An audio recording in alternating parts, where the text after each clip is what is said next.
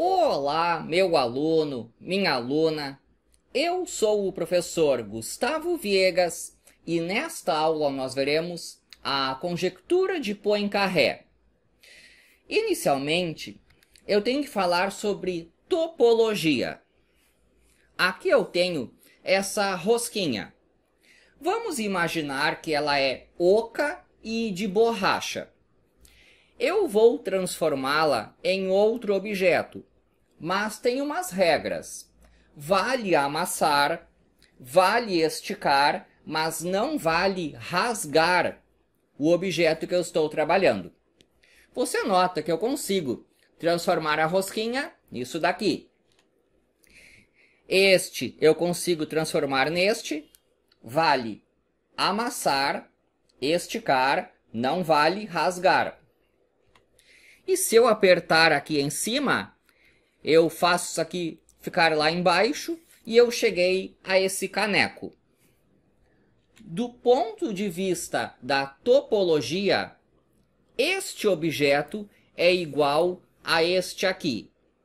O termo técnico é, eles são homeomorfos. Então surgiu aí o tal do homeomorfismo. Este é homeomorfo a este, porque eu consigo amassar, esticar este aqui e chego lá. Não vale rasgar. Existe um teorema que diz o seguinte: se você pegar uma superfície de duas dimensões que seja fechada e orientada, então ela é homeomorfa a algum desses objetos aqui. A lista continua. Aqui eu tenho um objeto com 0 furos, aqui um objeto com 1 furo, aqui são 2 furos, depois continua o de 3 furos e por aí vai. Quando eu olho para cá, eu estou vendo apenas a superfície.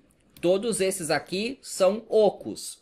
Então isso aqui é só a superfície da esfera. Aqui é só a superfície do toro. É assim, ó. Se eu pegar um cubo, do ponto de vista da topologia, um cubo é homeomorfo. Vou chamar simplesmente de igual a essa esfera aqui. Se você pegar qualquer superfície de duas dimensões, fechada e orientada, ela será igual a algum desses objetos que está na minha lista. Só para deixar bem claro, essa esfera aqui, que na verdade é só a superfície, nós chamamos de S2, e é o conjunto dos pontos do R3, tal que x² mais y² mais e² é igual a 1. Esfera de raio 1 com centro na origem. Uma pergunta que Poincaré se fez é a seguinte: vamos supor que existam mais dimensões. Aqui eu estava falando em superfícies dentro do R3. Mas vamos supor que tem o R4. Nós não somos capazes de enxergar isso daí, mas podemos fazer um esforço de imaginação. Lá no R4 tem um objeto que será chamado de esfera lá naquele espaço de mais dimensões, que é o S3.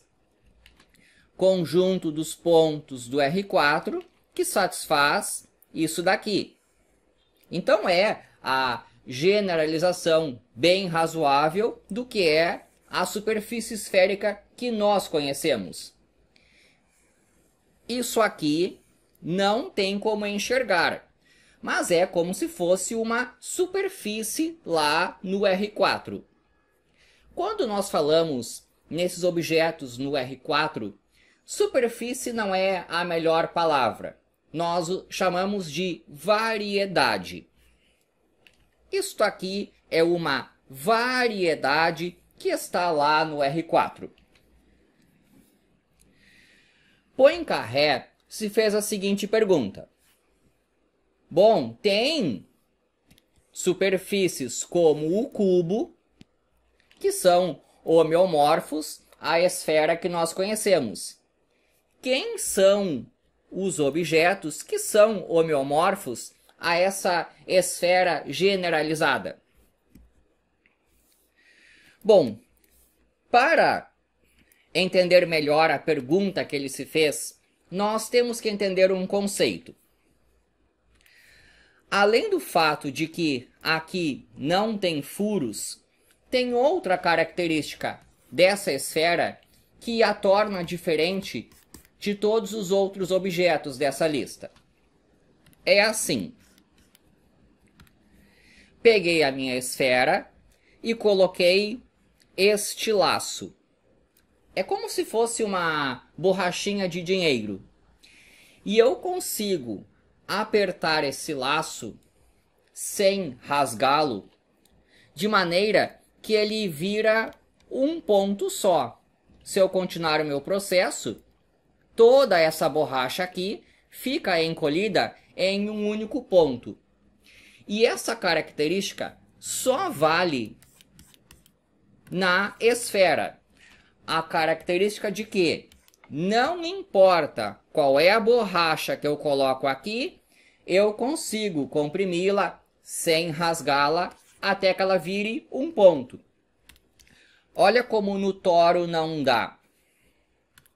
Se eu colocar, por exemplo, esta borracha aqui, ó, no toro, não tem como eu apertá-la para que ela vire um ponto só. Porque o toro é só essa superfície. Ele é oco por dentro. Então, a borrachinha simplesmente fica desse jeito aí. Não tem como eu apertar sem rasgar a superfície, ou a própria borrachinha, para torná-la um ponto. Então, temos aí uma característica da esfera que a torna diferente daqueles outros objetos.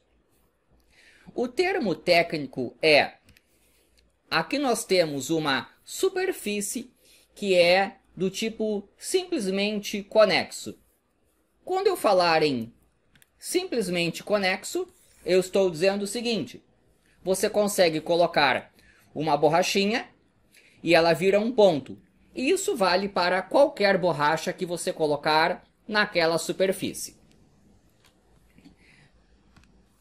Em 1904, Poincaré publicou este artigo e é bem aqui que surge a conjectura.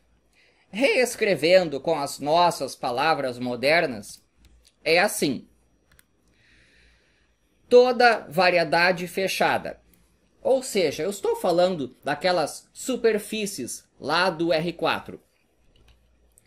Orientada, simplesmente conexa, de dimensão 3, é homeomorfa àquela esfera generalizada. Isso aqui é o que ele achava que era verdade. Conjectura é algo que nós ainda não sabemos se é verdade ou se é falso. Então a gente lança a conjectura e depois tem que tentar provar. Então, o que é a conjectura de Poincaré? Supõe que você está naquele espaço lá de 4 dimensões. Existem as superfícies. O termo correto é variedade. Algumas delas são fechadas, orientadas e simplesmente conexas. Ao que parece, esses aí são os objetos que podem ser amassados e esticados e não rasgados, de tal maneira que dão essa esfera generalizada. Então, é uma maneira de entender quem são certas superfícies em um espaço de mais dimensões. É isso que é a conjectura de Poincaré. Nós sabemos, aqui no R3, que o cubo é homeomorfo a essa esfera. Agora queremos saber quem são os objetos que são homeomorfos a esta esfera. Ao que parece, são os que são fechados, orientados e simplesmente conexos.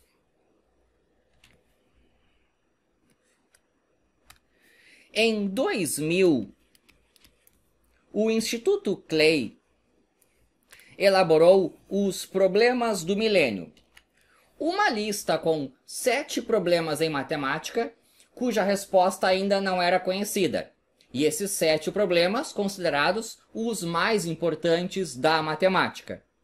Um deles era a conjectura de Poincaré. Agora entra em cena o matemático russo Perelman. Quem é Perelman? É um gênio. Quando ele era estudante de ensino médio, participou da mais importante Olimpíada de Matemática para quem está no ensino médio. É como se fosse assim, ó. A cada ano existe a prova de matemática mais difícil do mundo. É esta aqui, para alunos de ensino médio. Perelman tirou a nota 100. Quando ele era adolescente, tirou a nota 100 na prova de matemática mais difícil do mundo que um estudante de ensino médio pode fazer. Então ele era um moleque desse nível aí. E quando adulto, em 1994, ele demonstrou um importante teorema em geometria. Se chama Teorema da Alma. O que fez com que as principais universidades dos Estados Unidos quisessem contratar ele. Mas ele não quis. Preferiu continuar lá na Rússia, em São Petersburgo. De tal maneira que Perelman já era um matemático conhecido e respeitado no meio acadêmico. Em 2002, ele colocou este artigo no Archive. Em 2003, colocou outros 2, este e este. A Archive é um site respeitável para matemáticos colocarem seus artigos. Só que é o seguinte, Perelman colocou aqui a demonstração da conjectura de Poincaré. E só fez isso.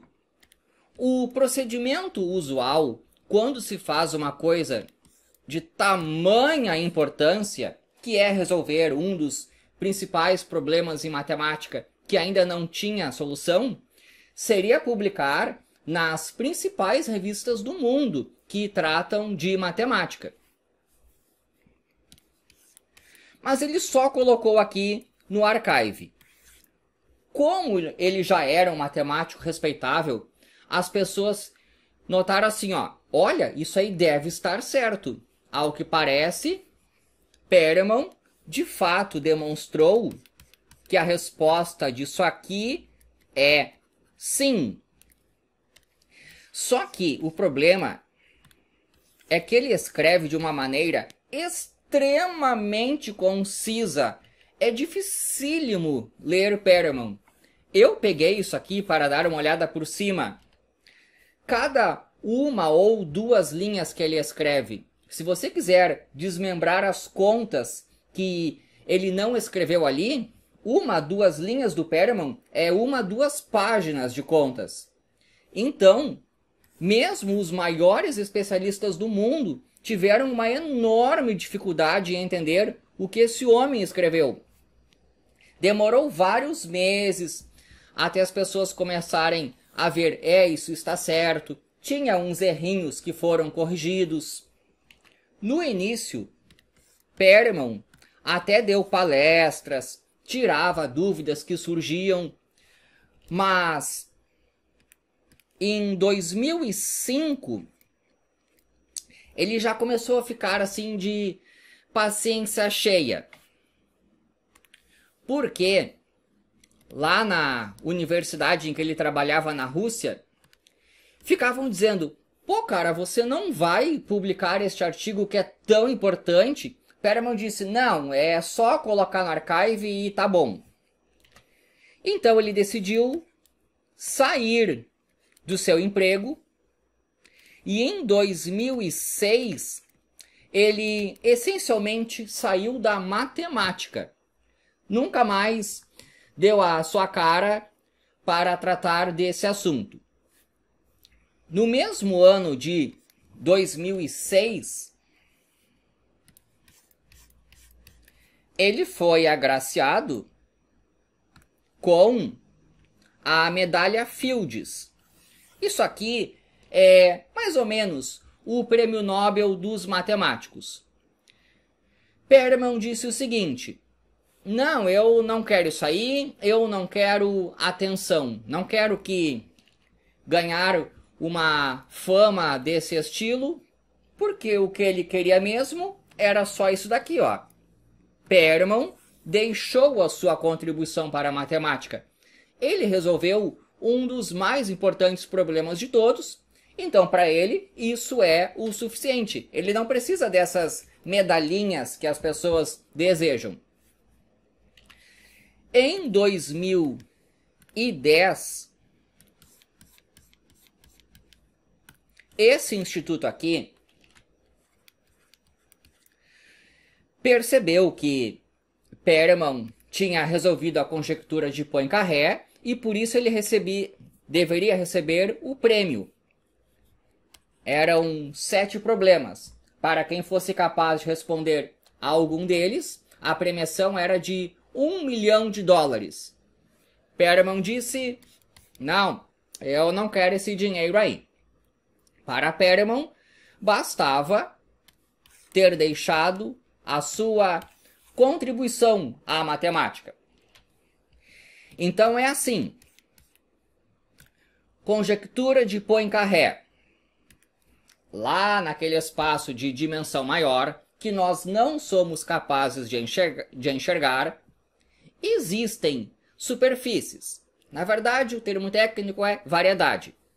As variedades que são fechadas, orientadas e simplesmente conexas, você consegue apertar, esticar e não vale rasgar, e elas viram esferas lá daquele espaço de mais dimensões. Então, de fato, agora isso aqui é um teorema, ou seja, foi provado. E o nome mais correto é Teorema de Perelman, porque é ele quem provou.